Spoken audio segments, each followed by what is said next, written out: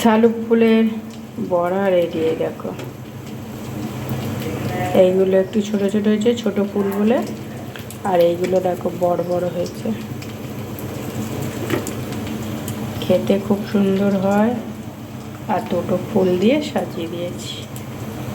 ফুলের যে প্রথমে একটা সবুজ মতন পাউডি থাকে সেগুলোকে ছাড়িয়ে দিয়েছি, দিয়ে ভালো করে দেখে নিয়েছি পোকা আছে কিনা। আর টাটকা ফুল, পোকা নেই। ভালো করে তবুও আমি ধুয়ে নিচ্ছি। দেখছো ফুলগুলো কতগুলো বড় বড় আছে আর কতগুলো ছোট ছোট আছে। এরমভাবে ধুয়ে জল ঝরতে দেবো।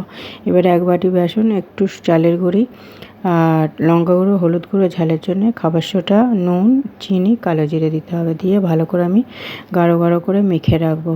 মেখে রাখার পরে একটু রেখে দেবো, কেন চালের গুঁড়ি আছে আর বেসনটা যে ফুলবে আর খাবার সোডা আছে। দেখো এরকম গাঢ় গাঢ় হবে যাতে ফুলের গায়ে লাগে।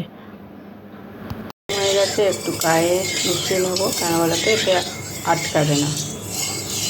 সবচেয়ে বড় ফুলটা নিয়েছি, নিয়ে ভালো করে বেসনটা গায়ে পুরো ভালো করে মাখিয়ে নেবো। ভালো করে মাখাতে হবে, তবেই বেশ খেতে ভালো হবে। এবারে তেলের মধ্যে ছেড়ে দিলাম। আমি একটাই দিয়েছি, হ্যাঁ একটা করেই ভাজছি। বড় বড় ফুল তো দুটো দেওয়া যাবে না। দেখো এরকম হয়েছে ভাজাটা, একটু লাল লাল করে নিলেই হয়ে গেছে। আমি তুলে নেবো বা।